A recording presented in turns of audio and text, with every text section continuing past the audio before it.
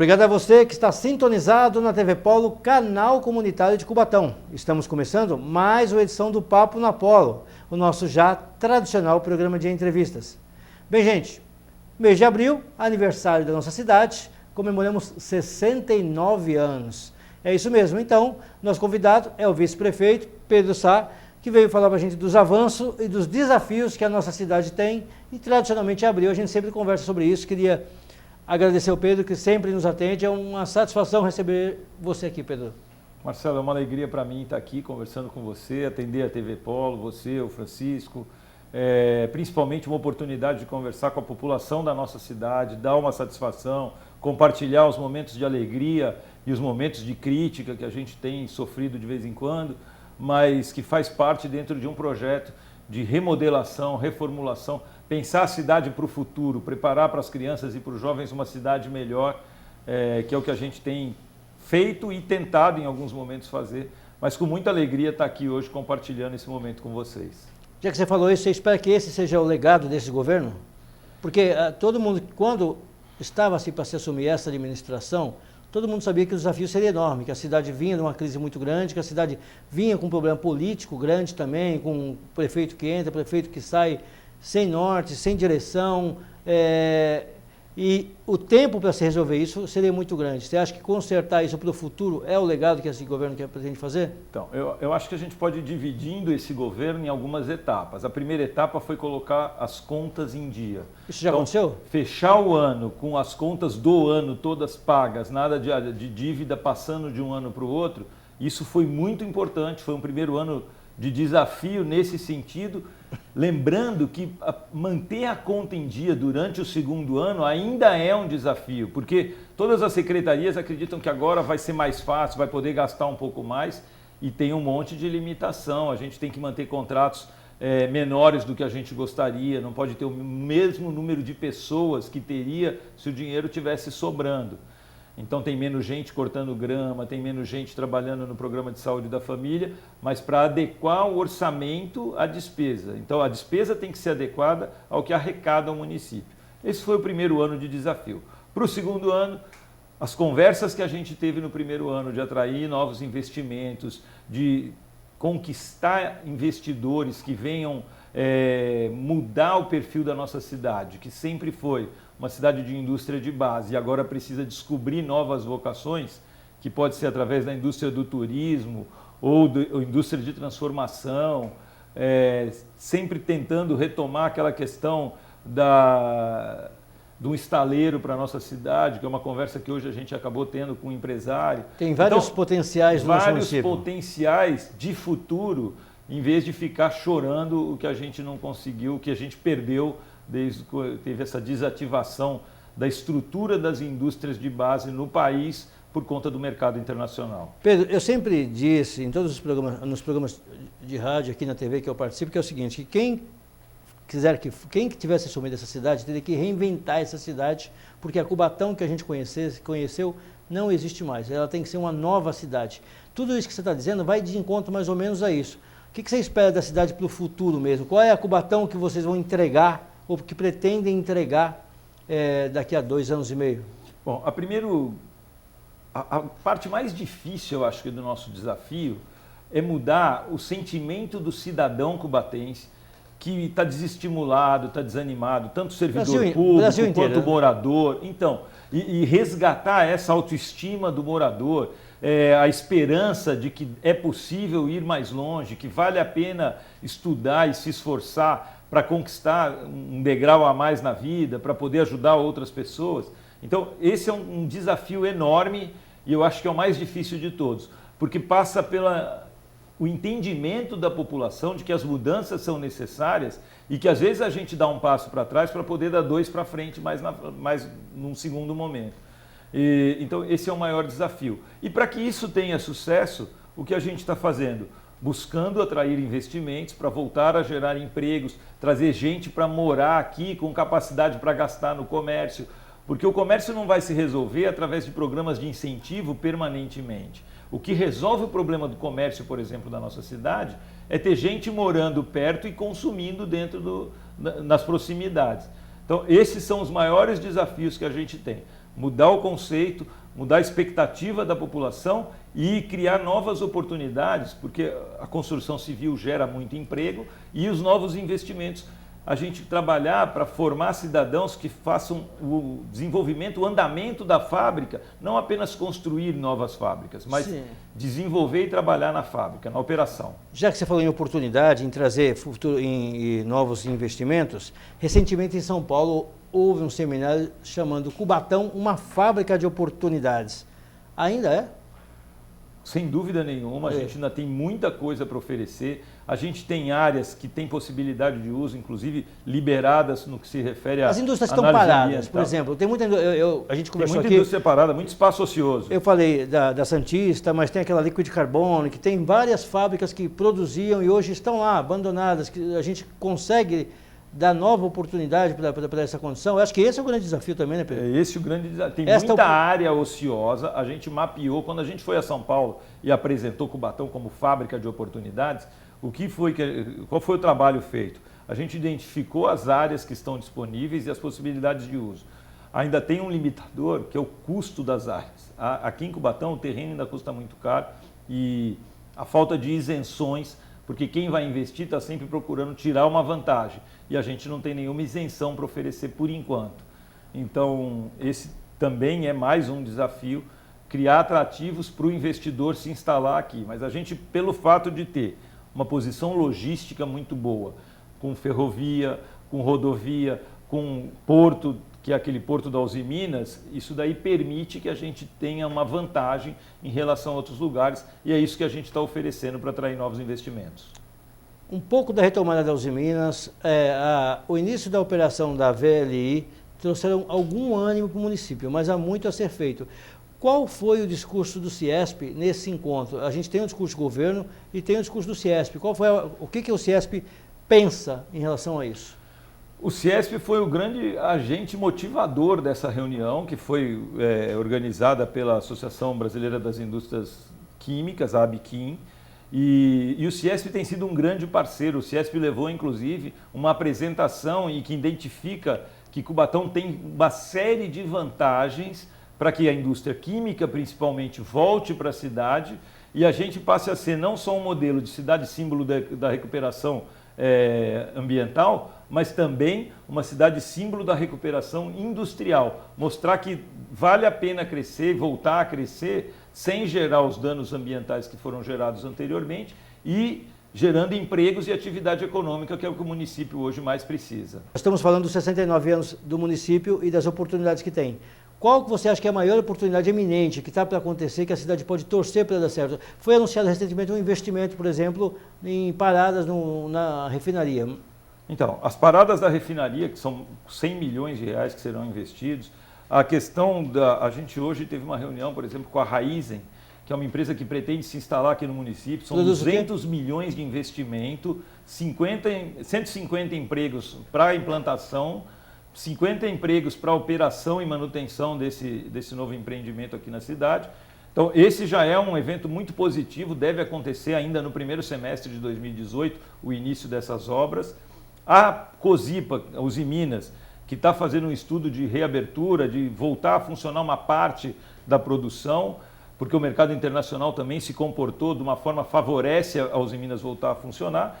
E a área do dique do Furadinho, que tem também uma área que pode ser um condomínio, onde é isso? Um condomínio empresarial, vizinho da área da Cosipa. É uma área que era usada para descarte de resíduo, então ela está praticamente toda aterrada, pronta para ser utilizada. Tem algumas pequenas manchas de restrição ambiental, mas ela pode ser utilizada para a implantação de um projeto de atividade retroportuária ou para expansão industrial também. Então, criar um condomínio e aí sim gerar muita atividade econômica no município é o que a gente está trabalhando todo dia, conversando com o empresariado, conversando com os sindicatos, conversando com as empresas, para que isso possa acontecer e refletir bem para o nosso município. Gente, eu vou para um rápido intervalo, daqui a pouco eu vou falar com o Pedro dos enfrentamentos que ele está encontrando também para arrumar a casa, que eu acho que essa é a ideia deles, para a gente preparar essa cidade para tudo isso aí que ele falou. Então não sai daí não, que eu volto já já.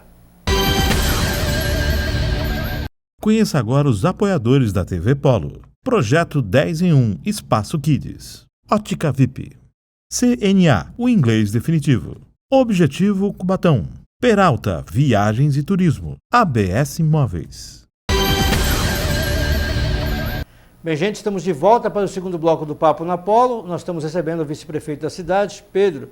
Eu falo vice-prefeito, mas o Pedro é até criticado, né, Pedro? Você já deve ter recebido várias críticas pelo esse monte de atribuição que você assumiu no município. Você está carregando metade do governo nas costas.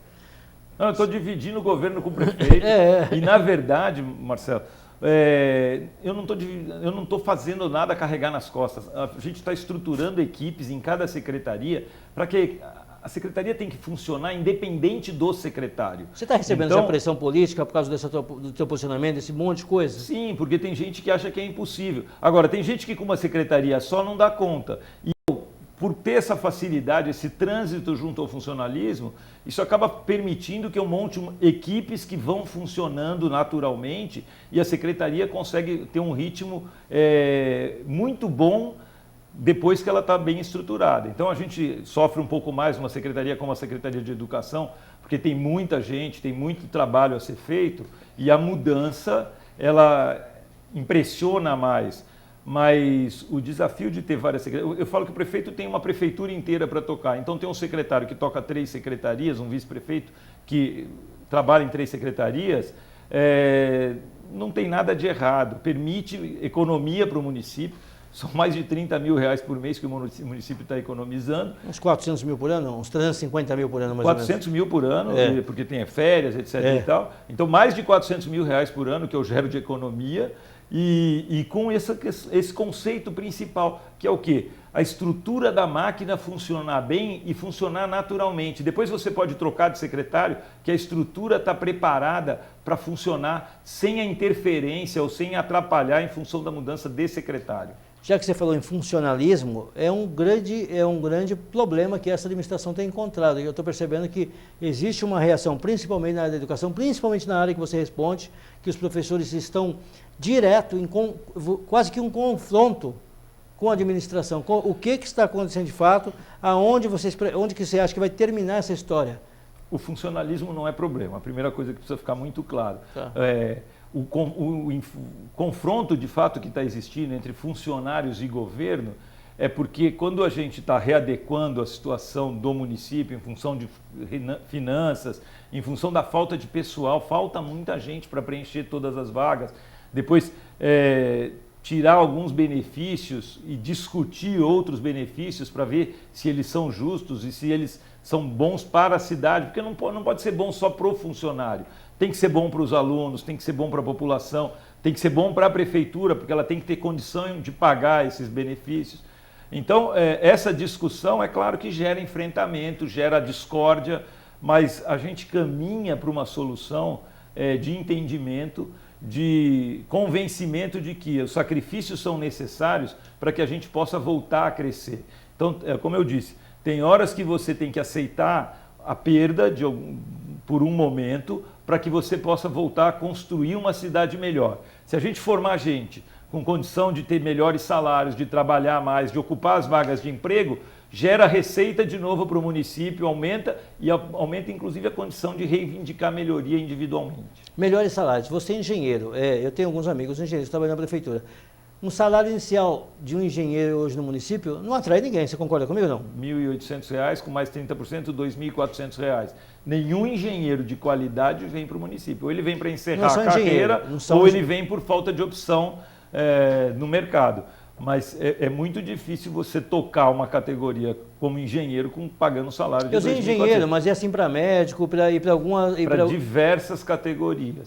Quando o governo começou pensando em tirar os penduricalhos do salário para poder homogeneizar uma base assim, mais uniforme e poder conceder reajustes que valessem para todas as categorias, esse era o conceito principal, poder ajudar inclusive essas categorias de nível superior que estão muito prejudicadas. Mas só para você ter uma ideia, até professor de nível básico, a gente não está conseguindo pagar o piso da categoria, que é uma obrigação do município pagar. Por que não consegue, Pedro? Porque todo governo a gente entende o seguinte, a gente ouve o seguinte, olha, a renda, o dinheiro de Cubatão não baixou. Ou baixou? O repasse não bastou, o dinheiro... A receita, ela não teve uma queda abrupta como foi assim, proclamado durante muito tempo, mas o orçamento ele foi sempre feito superestimado. Então, quando você fazia despesa com base num orçamento superestimado, você acabou concedendo vantagens que quando você adequou o orçamento para a realidade, essas vantagens não cabiam mais no orçamento. Então, essa é a grande dificuldade. E a outra questão que está onerando muito é a questão do repasse para os aposentados. A gente teve durante um longo período gente com salários muito bons que foi se aposentando com esses salários bons.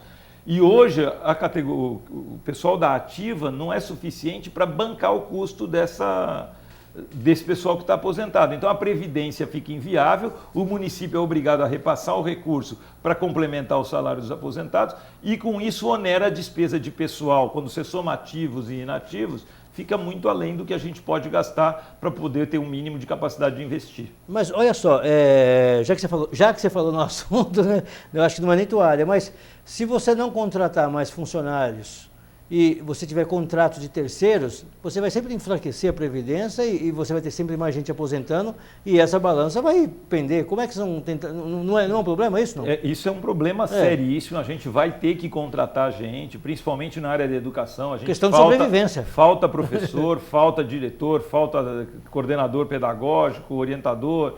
Falta muita gente, muitos profissionais. A prefeitura tem essa carência e a questão de sobrevivência. Mas sempre lembrando que a lei de responsabilidade fiscal impõe limites de gastos com o pessoal que acabam limitando. Então, muitas atividades do município foram terceirizadas porque não cabiam dentro da lei de responsabilidade fiscal. E agora o município precisa se modernizar, fazer as mesmas coisas que fazia com menos gente e gerar condição de pagamento de todo esse custo de aposentados mais funcionários da ativa.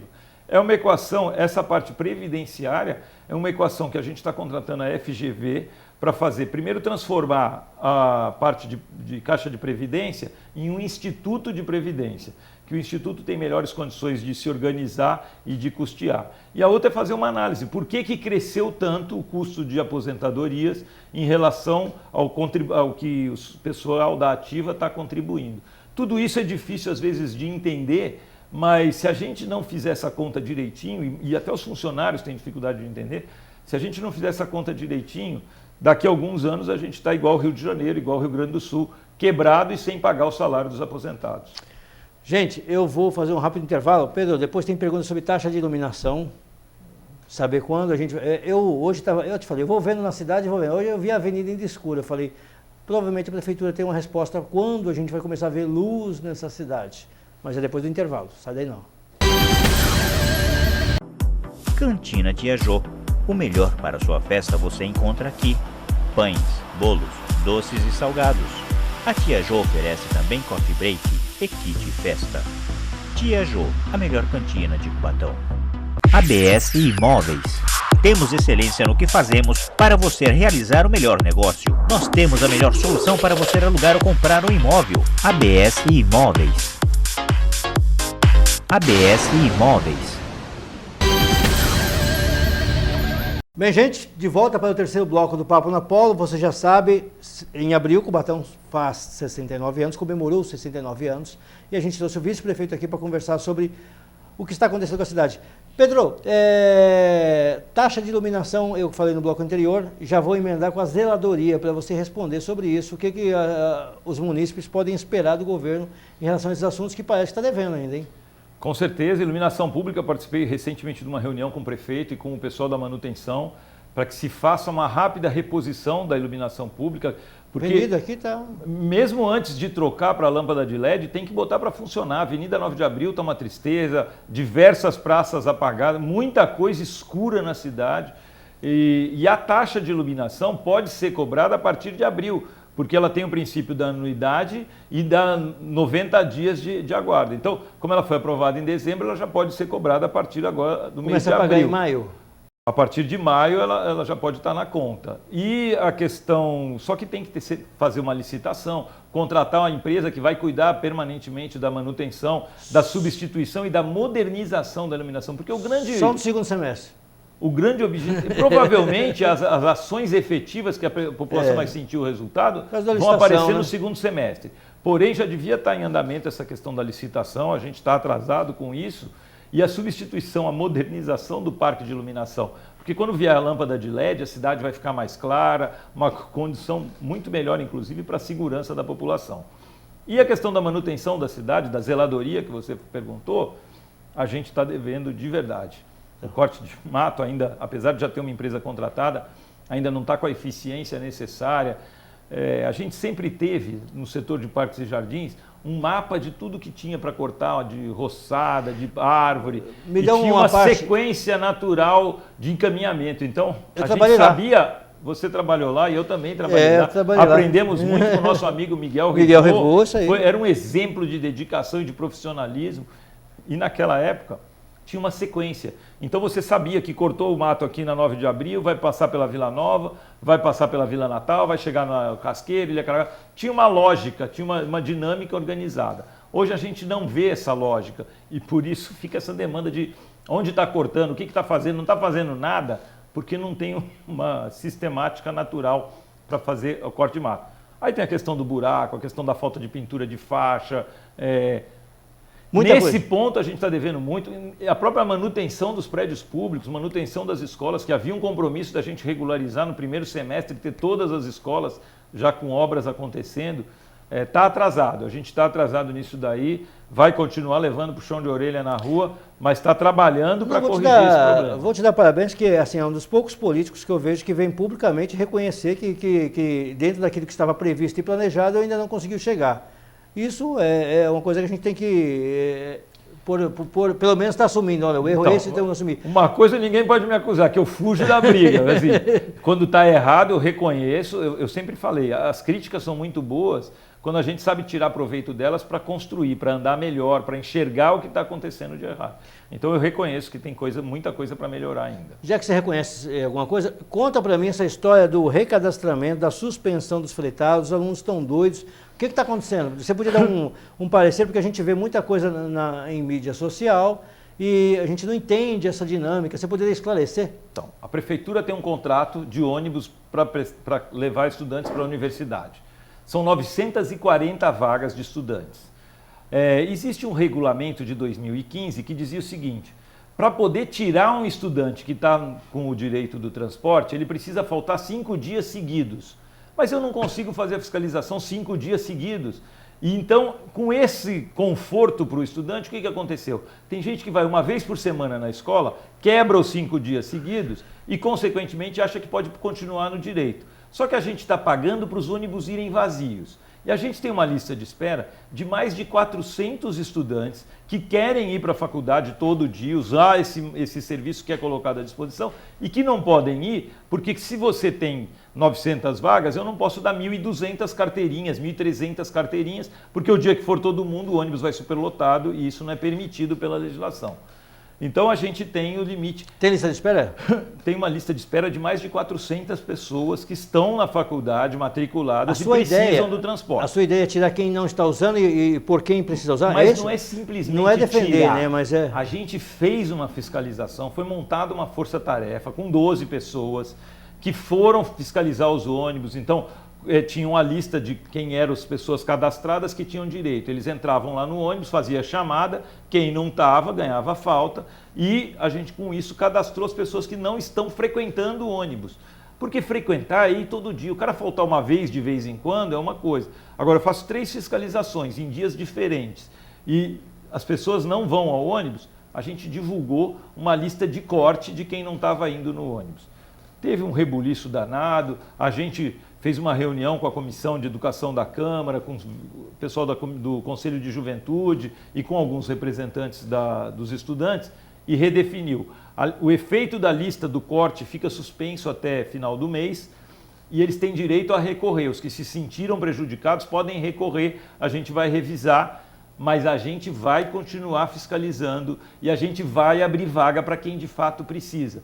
Porque assim como tem um grupo de indignados porque estão sendo cortados, mas cortados com justiça porque não usam o serviço, tem um monte de gente do lado de fora que não tem o poder de mobilização dos que estão com carteirinha, mas que tem muito mais necessidade e talvez fizesse muito melhor uso desse serviço do que esses que estão credenciados hoje. Então, é um corte para restabelecer a justiça e para que... tem gente que já trancou matrícula, que não está na faculdade, que usa o ônibus para ir fazer outra coisa que não estudar. Então, a gente precisa, de fato, fiscalizar e os estudantes têm que ajudar a gente. Porque o que a gente está chamando agora, a responsabilidade, é isso. Seja cidadão, colabore para que o dinheiro seja bem gasto, fiscalize também, ainda que sejam seus amigos, se não estão frequentando o ônibus, ajuda a gente a tirar, não pode deixar pagar por um serviço que é prestado para quem não usa e um monte de gente esperando esse serviço. Pedro, nós temos 3 minutos para você falar 2 assuntos, tá bom? O primeiro eu quero que se dê menos tempo, o embate com os professores. E o segundo é uma notícia positiva para a gente terminar, que é Cubatão ter conseguido ser aprovado o seu MIT lá, seu município de interesse turístico, tá ok? As discussões com os professores, o decreto, o governo sustenta que não vai revogar, mas a gente está na mesa de negociação, está reavaliando uma série de situações, inclusive das aposentadorias, porque os professores que trabalham período integral, que pelo que está na lei não teriam direito a se aposentar, a gente está vendo um critério de transição para quem trabalhou de fato a vida inteira, contribuiu, tem a condição de levar uma parte pelo menos desse trabalho para efeito de aposentadoria. Então, a gente está na mesa, está dialogando e vai construir uma situação nova e que seja boa para os professores e que seja legalmente adequada. E a questão do MIT, que essa realmente é uma notícia muito importante.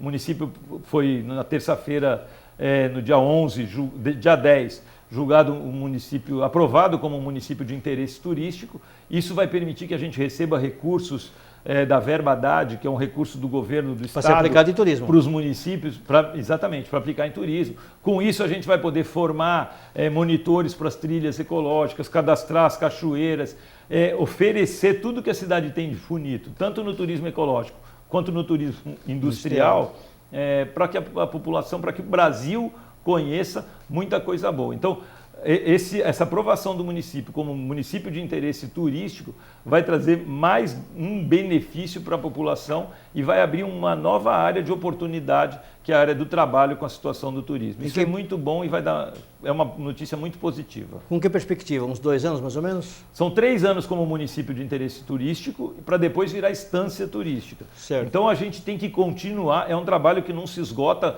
só porque foi aprovado, vamos acomodar. Todo ano é feita uma avaliação, quem não faz nada no turismo perde a classificação e entram outros municípios que estão pleiteando essa situação. Então a aprovação não é um conforto definitivo, pelo contrário, é um desafio para que a gente continue provando a nossa importância como município de interesse turístico para poder chegar a uma estância turística. Certo. Pedro, 1 minuto para você mandar uma mensagem para a população nesses 69 anos da nossa cidade.